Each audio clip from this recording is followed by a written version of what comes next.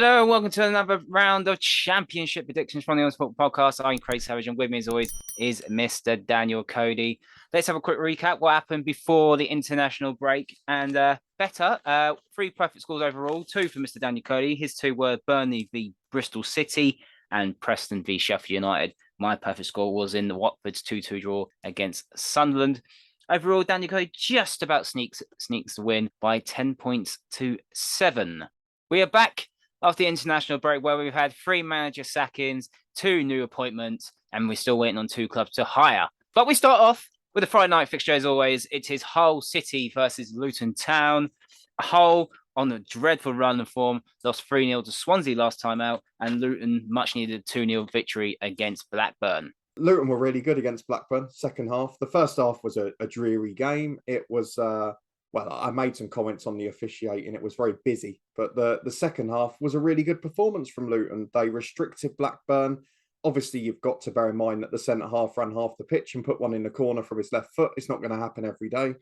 But a really convincing win and the complete opposite of what we've seen from Hull for about a month now. Their last win was at the end of August. And they've let in 18 goals in their last 6 matches. I know they've had dire problems with injury, but you can't concede. They've conceded 6 more than anyone else in the league. It's getting silly now. Add to that, they haven't scored in the last 3 games. It's all set up for a 1-0 Hull win, isn't it? But I'm not gonna go for Hull to win. I'm gonna stick with the bias. And I think on this occasion, most fans will accept it's probably justified. I'm gonna go for Luton to win. I do think Hull will score. I'm going to go for 2-1 and boo Sky for Friday night because it was a great away day last year. Yeah, very good victory for Luton. Much needed home victory. After that home victory was coming, it was just getting that right, and Nathan Jones got it right. I thought Luton looked really comfortable. I know that Bruins and Diaz had that chance in the first half, but Luton were comfortable, and it was a very good victory. Hull, on the other hand, I criticised Swansea for conceding the worst goals ever, but Hull went up another level and conceding the worst goals ever, and obviously Swansea took full advantage. But I just can't explain it. I cannot explain it. It's laughable. Was he kicking his own foot, or why is the keeper tackling in defence? I don't know. It was comical. It's a mess at the moment for Hull. You want to know where the next victory is. It's not looking pretty. If they can get some players back, yada, yada, yada. Manager's got to be careful. We've had a few sackings now. He's got to be careful shot of it last day. So if this run keeps continuing, 4 straight defeats already, it could be 5. So I'm going to go Luton to win by 2-0.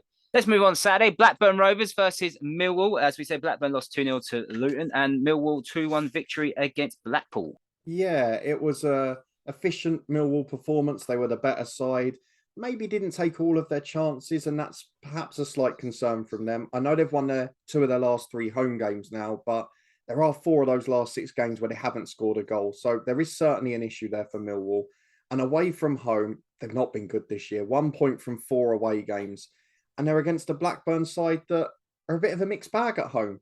They had a disappointing 1-0 defeat to Stoke, a 2-3 defeat to Bristol City in a bizarre game, and then they were brilliant against Watford and almost ultimately led to Rob Edwards being sacked. So it's very hard to know what to predict. They were then toothless against Luton, didn't really have a threat, and probably one of the poorer sides I've seen at Kenilworth Road this season so far. And that wasn't what I expected. At home, though, 3 wins out of 5. Millwall in shocking away form. I'm going for Blackburn just. I actually think this will be a really poor game. Cue the 3-0, but I'm going for 1-0 Blackburn. Yeah, both these 2 teams not in good form, to be honest. You look at Blackburn's position table is a bit false, really. 5 defeats in 7 now for Blackburn. That's what you really got to look at.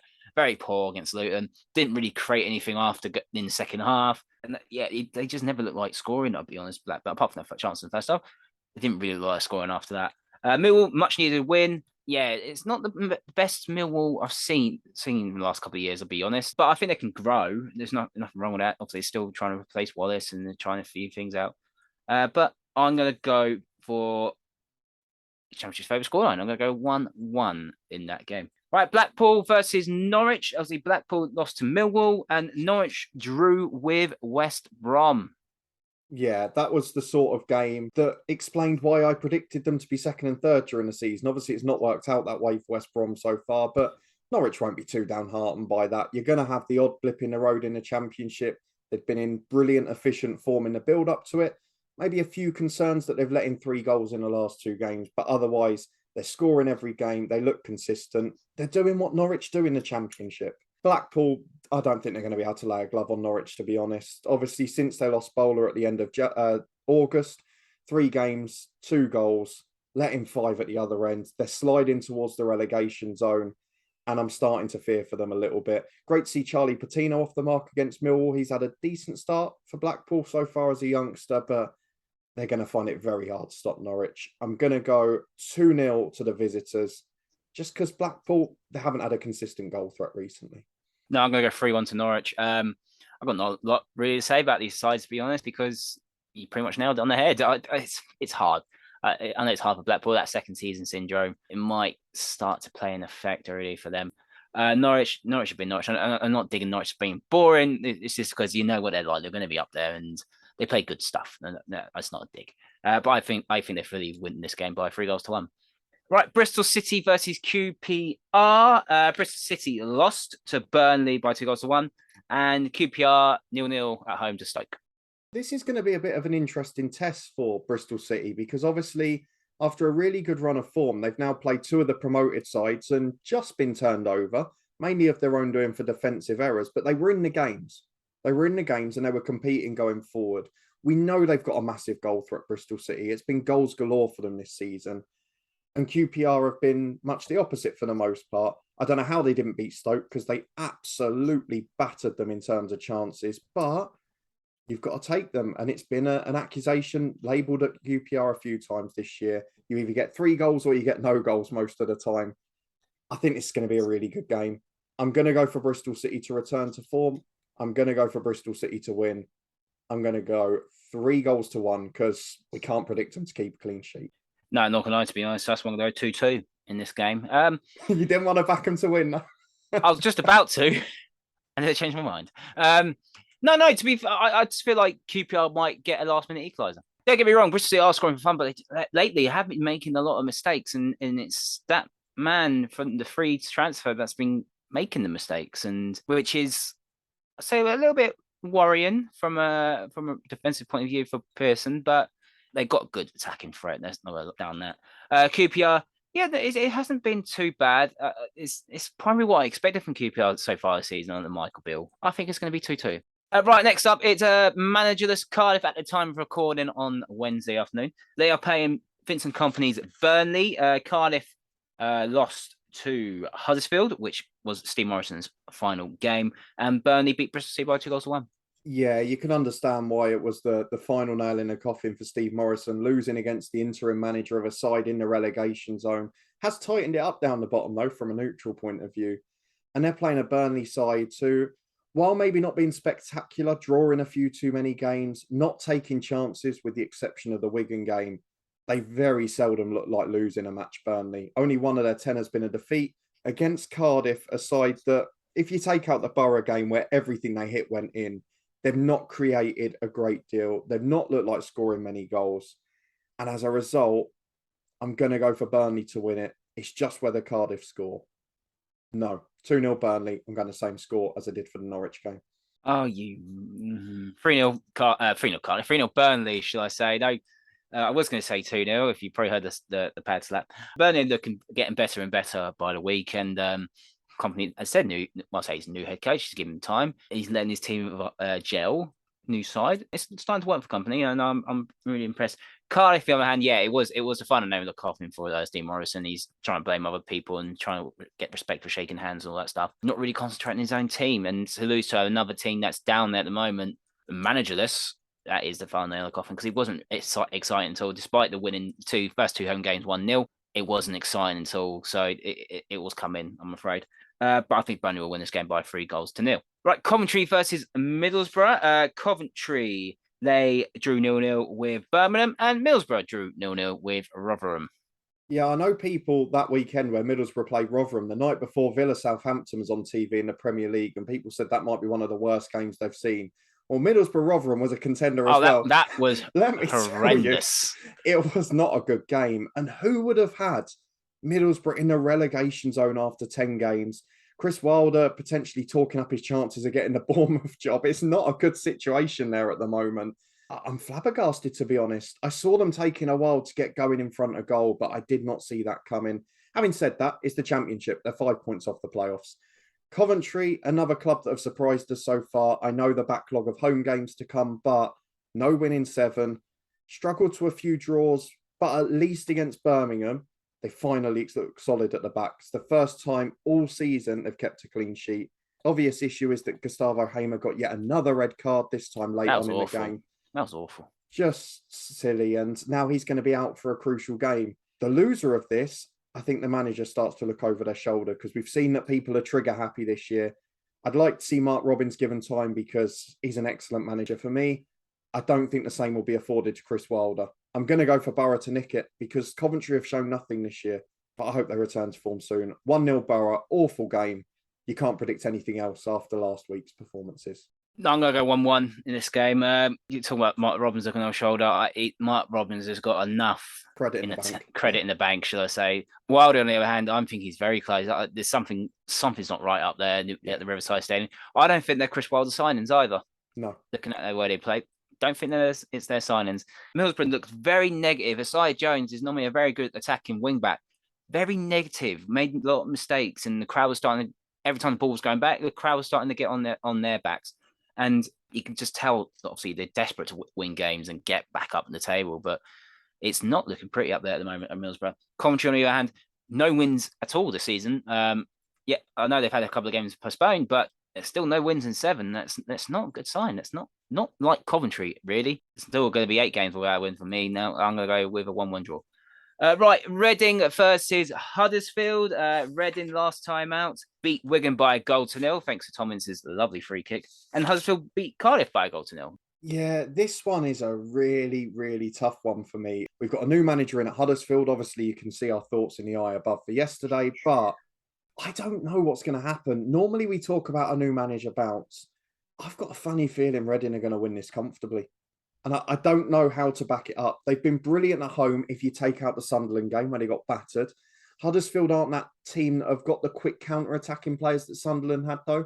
And generally where Reading have been able to set up and push and take advantage of set pieces, they've been really strong and they've been really convincing. I know they normally only win by the odd goal. There's just something funny about this. I think Huddersfield, with the change of approach, I think it's going to take a few games. So as a result, I'm going to go for Reading to win 3-0. It's just a hunch, and I might look stupid. I think Reading are going to win. They're a little more stable. It's going to be obviously first game for a new head coach. It's always going to be tough. First game working in England. Well, yeah, working in England and actually being a coach, a head coach. It's always going to be a tough game for him anyway. He hasn't got much time. Obviously, he just appointed on the Wednesday, so he's got 3 days really to get something out of this team, especially coming after an international break as well. That's not ideal as well. But Reading, on the other hand, looking good. They're looking all right, to be fair. They're looking solid. I think Reading are going to beat Huddersfield by 2-1, which is the first home team I picked to win. Right, next up, it's Rotherham versus Wigan. Rotherham drew 0-0 in an absolute dire game against Middlesbrough, and Wigan lost 1-0 to Reading. The first game post-Paul Warne era. How much of a difference is that going to make? Because you say that the Rotherham game was awful, but much like the Watford one, it was a very good point against a good side on paper. It was a good point. And at home this year, they've been brilliant. Unbeaten, 3 wins, 2 draws, scored 11, only let in 2. But they've not got Paul Warne. The shock of him going to Derby, there's talk that Liam Rosenior might be going the other way now, but I don't know what's going to happen with that one. I think it could be a defining moment of the season for Rotherham. I was very concerned that my prediction of them finishing bottom was going to be a mile off based on how they'd started. But I liken it to us with Nathan Jones at Luton. The difference he made was the extra 10, 15% that picked up results. And I just worry without it against a Wigan side that, don't forget, have been really solid this season. Away from home, 3 wins and a draw. I've only let in 3 goals in 4 games. They are a rock solid side. And I've just got a sneaky suspicion that Wigan are going to nick a 1-0 win on the road. I don't know what's going to happen with the Rotherham situation, but I do fear for them more. I think they're in a worse position now Paul Warner's left. Oh, yeah, I'm going 1-0. Okay. I'm going to go 2-1 to Wigan. Yeah, I don't know. I don't know what to expect from Rotherham this weekend. I've got a lot of respect for Rotherham. If you listen to BBC's Moment of Truth, I keep plugging it every other week. But I really have a lot of respect for Paul Ward. And really not sounds really down to earth, and I like how he approaches the game. I can't understand why he would go to Derby. I know it's Derby, big club in League One, but his ads said don't do that. But maybe it's a challenge to be that man to get Derby back in there. Maybe he's done all he can, but if he kept Rotherham up this season, then I'll say, yeah, okay, there's nothing more I can do. Wigan have been really good, really, really good. Obviously, the away performance, as you said, is good. Beat Luton last time out away from home. All right, I lost the last 2 home games, but exceeding expectations. A lot of people expectations at the moment. So have to give Liam Richardson a lot of credit on that. I think they're going to win this game by 2-1. Right, Sheffield United versus Birmingham. Sheffield United beat Preston by 2-0, and Birmingham drew 0-0 with Coventry. Do I say it? Do I say the B word? I think it's the banker of the weekend. I think it's the banker. No. I've done it. I'm sorry. Sheffield United, 4 clean sheets in a row, scoring 9 goals in the process. Late winners where it was needed against Swansea, thumpings at home to Reading, and they've won 3 away games in a row as well. They now come back to Bramall Lane where they've won all 4 of their games, only letting 1 goal. They've got to win, haven't they? Birmingham, in decent form themselves, has to be said. 7 points from 9. Have been better on the road. Their style seems to have suited it better. But I'm going back to the opening day. I watched them at Kenilworth Road. There is no doubt they are going to set up the same against Sheffield United. I think even Birmingham fans know that. They're going to set up to try and frustrate them and get a 0-0. If Sheffield United score an early goal, it could be a very long night. I don't think they will because Birmingham have been more... Birmingham have been more resolute defensively under Eustace. It's one of the best things he's done. They've only let him win a game on average. But Sheffield United have got too much. Brewster's scoring goals galore for England 21s in the international break. And they've got so much attacking threat. They're my champions in waiting. They've already got 5 points to third. I'm going 2-0 Sheffield United. And I've used the B word, so it might be wrong now. Only 2. Yeah, Sheffield United have been excellent. I can't stop pulling them. Birmingham, yeah, I think that's going to be the tactic for Birmingham. Disrupt everything. Don't let Sheffield United play. Don't let slow everything down.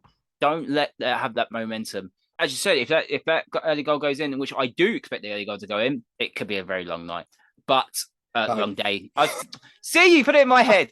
It's Sheffield United to win by 3-0. I'm not saying the B word, but it's up there. It's up there. Right, Sunderland versus Preston. So Sunderland last time out they drew 2-2 against Watford, and Preston lost 2-0 to Sheffield United. Yeah, I'm a little bit worried about Preston.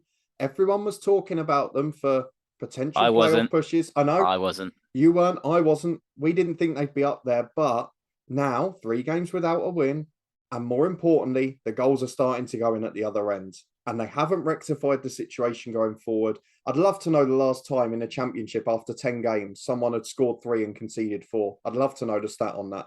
But I can't see anything other than a Sunderland win. And let's be honest, they've started really well on the Mowbray. The first home game, a 3-0 win against Rotherham, back-to-back great performances on the road. I do think it sort of hinges a bit on whether Ellis Sims is back fit, because I think at home it's more important to have that focal point up front. Whereas on the counter, I mean, Patrick Roberts was deadly away at Reading. And away at Watford, they picked up a brilliant point as well. So a really good signs from Sunderland so far. I think Tony Mowbray is proving to be a very good fit early doors. And I can't see Preston scoring, even though Sunderland have been creaky at times at the back. So I'm going to go Sunderland to win. I can't keep going for 2-0, can I? Yeah, go for it. Go for it. 1-0. You idiot! Just go for 2. I wrote 1-0 ages ago. 2-0 Sunderland now. Yeah. I hope Sunderland scored in the 93rd minute to make it 2-0, just to wind you up. Yeah, Sunderland been fine. They've been solid. No problems at all. Good last-minute equaliser against Watford. Preston is sitting 15th and somehow got 12 points. I can't work that out. As you said, scoring 3 and conceding 4. It's a bit of a myth at the moment. I don't think you can judge Preston, really, so far, after 10 games. Can't judge them at all. But I'm going for Sunderland to win by 2-0. Right, West Brom versus Swansea. Surprise, surprise, as Cilla Black used to say. West Brom drew. 1-0 at Norwich, and Swansea a very good 3-0 victory against Hull. Yeah, and I did not expect Cilla Black to be one of your references today, so fair play for that. Surprise, surprise. 3-0 win for Swansea. They had probably Got gifted too, though. They got gifted too. I was just about to say, they probably had the easiest day's work they're going to get all season. Fair play to them, took advantage, kept a clean sheet, 2-3 for them now, and back-to-back good home performances. If you take out, even Sheffield United was a good home performance, to be fair. West Brom, they just can't convert draws into victories. It's so frustrating. They've only lost 2 of their 10 games and are 21st in the table. And if they'd taken the chances in the games they'd been dominant, they'd be well up the league. The problem with West Brom is there's an individual error at the back and they're not ruthless in front of goal, which is a pretty horrid combination. I think Swansea are going to give them a gift this time. They had so many against Hull that they'll have to give one back. It's the Swansea way. I'm going to go for 2-1 to West Brom. I think it's going to be close, but I think West Brom go on a run now. This is a banker on draws, isn't it? I'm going 1-1. It's either 1-0 West Brom or 1-1. Because I don't see West Brom scoring more than 1. How the hell they scored 5 against Hull? I don't know. It's boring. I'm sorry, West Brom are boring to watch as well. It's not great. Fans are starting to get a bit impatient, I'll say, on Steve Bruce, and we all expect Steve Bruce to do better. Teams down at the bottom, very surprised at the bottom 4 at the moment. I would not expect that to be the bottom 4 after 10 games. I know Coventry played 7, but Swansea, very good victory. Had the cigars out in the second half because of 2 stupid goals that they got given. Not their fault. They took advantage of it. I would have as well. But I'm going 1-1. And the final game, it is Stoke versus Watford. Stoke drew 0-0 with QPR, and Watford drew 2-0 with Sunderland, and that means Seven Bitches in charge instead of Rob Edwards. Yeah, hell and high water support for Rob Edwards lasted 10 games with them 10th in the table and 1 point off the playoffs. We've discussed that already. You can find that up in the eye above. But I'm a little bit torn on this, Craig, because I have just realised in my notes that I've gone 11 games without a Championship's favourite scoreline. And this is a new record for you. This is my problem. Can I go a whole weekend without predicting one? Because of course you can't. Stoke haven't been great under Alex Neil so far. Against QPR, they were fortunate to get a point, albeit they were a bit more resolute defensively. And Slaven Bilic, I have huge respect for as a manager. And as a Luton fan, I'm annoyed he's gone to Watford because it gives him a much better chance of going up. But is it going to hit straight away first weekend? 1-0. Championship's favourite score. He's gone for it. He couldn't go one match day without a 1-1 score, and I don't blame you whatsoever. I'm going to Watford to nick it by 2-1. And the only reason why is the Bilic effect. That's literally it. I think Stoke might have nicked it if Rob Edwards is still in charge, and that's not a dig at Rob Edwards either. Let's have a quick recap of what we just predicted for match day 12. As I said, Cody's only gone for 1 Championship's favourite scoreline of 1-1 right at the very end. I've gone 3 Championship's favourite scorelines, a 2-2, and it took me 6 games for a home team to win. And those are predictions for this week's ends match day. Do you agree with us or disagree with us? Let us know in the comments and give us your predictions. And who's going to win between me and Cody? I'm tipping to myself because Cody didn't go for many 1-1s. Don't forget to like this video, subscribe to the Honest Football Podcast, and you can follow us on Twitter at HonestFootball3. And we'll see you next time.